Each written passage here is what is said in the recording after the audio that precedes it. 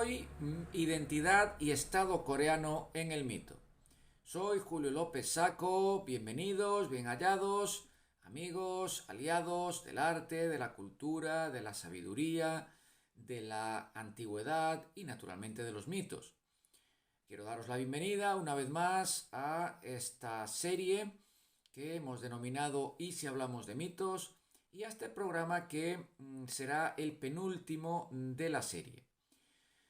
Suscribiros, dadle like si os parece interesante la información, difundid el vídeo si lo creéis conveniente, utilizadlo también de manera apropiada desde una perspectiva académica y naturalmente pues estoy abierto y a la expectativa de cualquier tipo de comentario, de alusión, de réplica, de interrogante o de crítica que apunte, que penséis que puede ser de utilidad a la hora de reforzar los contenidos y mejorar, enriquecer por lo tanto los programas en una suerte de dialéctica que creo que siempre es interesante y enriquecedora. Bien, os decía que hoy es el penúltimo programa que dedicaremos, como decía, a un mito coreano de especial sabor, ¿no? Aunque no es el único de los mitos que en Corea son de especial importancia, pero sin duda alguna es el más relevante.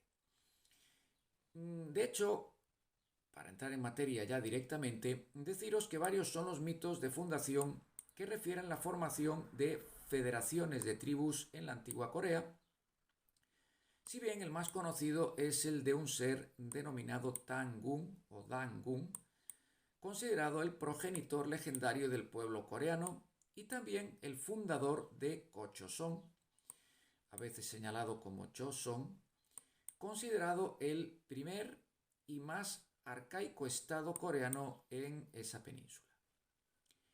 La tradición señala el 2300 antes de la era como la época de inicio de dicho primigenio reino, que estaría ubicado esencialmente en el norte de Corea, porque es el territorio en donde se han encontrado la gran mayoría de los objetos de bronce.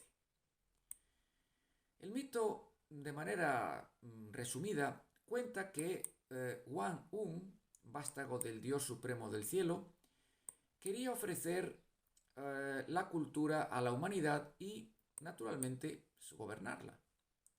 Por tal motivo, se dispuso a descender a la tierra, apareciendo bajo un árbol, en una montaña de nombre Taebaek.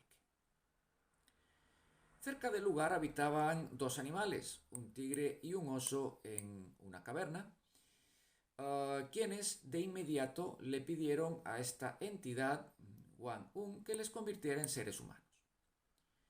Pero para que semejante metamorfosis se produjera, tenían que comer unas hojas de artemisa, un determinado número de ajos y sobre todo aislarse de la luz solar diurna durante un periodo de 100 días. Aunque el tigre no pudo aguantar estas severas condiciones, el oso sí lo hizo. Recordemos que el oso hiberna, por lo tanto puede haber algún tipo de referencia subyacente en esto, convirtiéndose este animal, el oso, en una mujer, quien pidió de inmediato al dios tener un hijo. De esta forma, Hwang-un accedió a ser marido y tener un descendiente, ser el marido de esta mujer y tener un descendiente con ella, decía. Este hijo es precisamente el llamado Tangun Hwangong, que se puede traducir como soberano del sagrado árbol del sándalo, y que acabaría siendo a la postre el fundador de la nación Joseon durante la época del gobierno del mítico emperador Yao en China. Instaló la capital del reino en Asadal, gobernando durante un periodo de 1500 años, momento en el que el rey Wu chino, rey histórico de la dinastía Zhou, ubica a su hija de nombre Qilla en el trono coreano. En torno aproximadamente al 1122 antes de la era, según la cronología tradicional. En vista de esta situación, Tangun regresó a su lugar de origen, convirtiéndose en deidad de la montaña. En ese momento, pues tenía cerca de 2000 años de edad, ¿no? Se trata de un mito que, a pesar de haber sido muy debatido y haber sido objeto de varias interpretaciones, como todo mito que se precie, lo cierto es que parece reflejar acontecimientos y circunstancias de la más antigua historia de la población de Corea y de sus creencias ancestrales. Se ha concebido como el origen de la cultura y la identidad coreana. Es decir, Tangun desarrolla un rol primordial en la configuración de la conciencia nacional, la de una población que se enorgullece de pertenecer a un país de, dicen, más de 5 milenios de antigüedad. Esta última referencia tal vez no deje de ser más que una emulación de sus vecinos continentales chinos.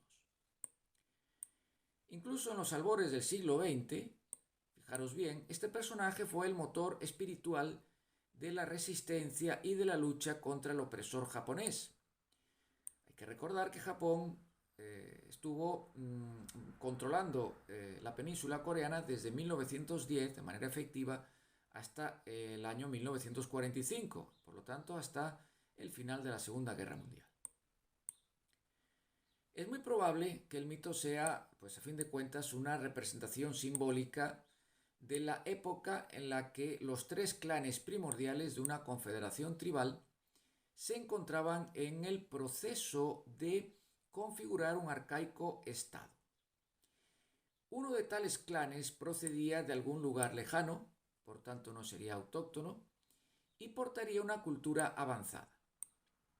Se decía que era un clan celestial. Los otros dos, por el contrario, eran formaciones locales, cuyos tótemes respectivos serían, naturalmente, los dos animales mencionados previamente, es decir, el tigre y el oso.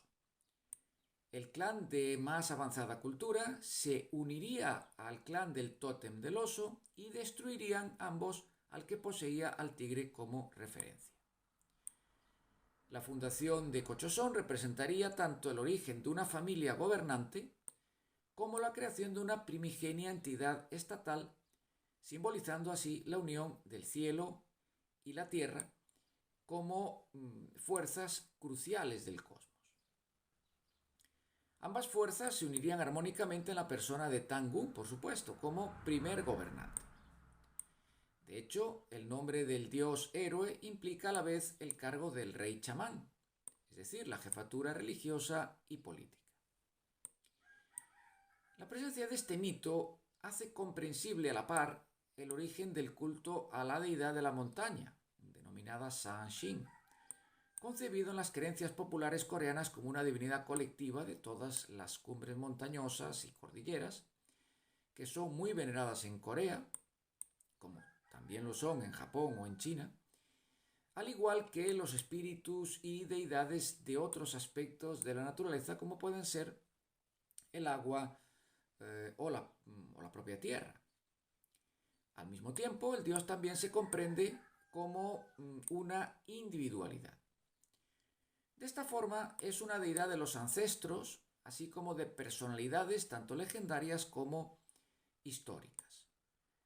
Tanto es así que una de las principales características del chamanismo coreano, que se denomina Musok, es que todas las deidades se pueden visualizar y hasta representar iconográficamente, como si fuesen humanos corrientes.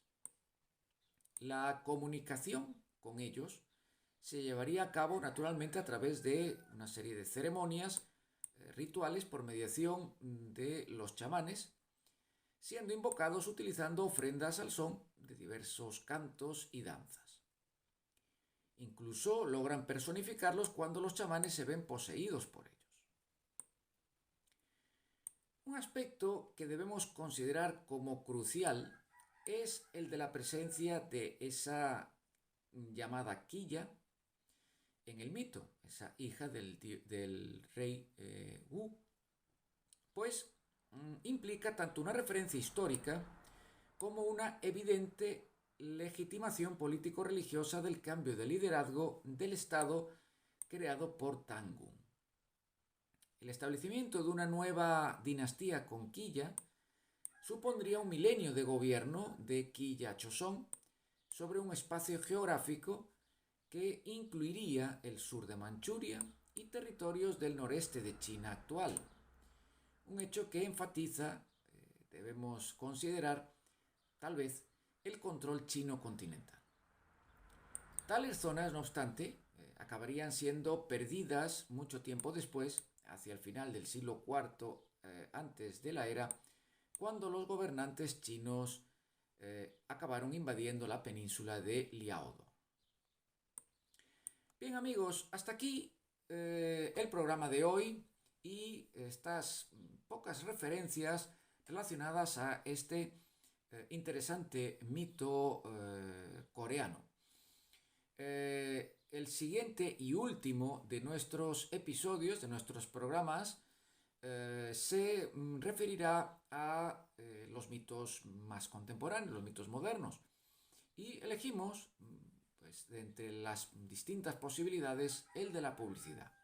De manera que el último programa se denominará Mitos de consumo, la publicidad. Hasta ese momento, pues desearos unas muy buenas semanas. Espero que la información vertida en este programa haya sido de utilidad o pueda serlo en un futuro próximo. Desearos, por lo tanto, pues salud, a conservarse y que, bueno, os emplazo al último programa donde haremos también pues una despedida general de la serie. Hasta ese momento, por lo tanto, que estéis muy bien, salud y a conservarse. Hasta la próxima.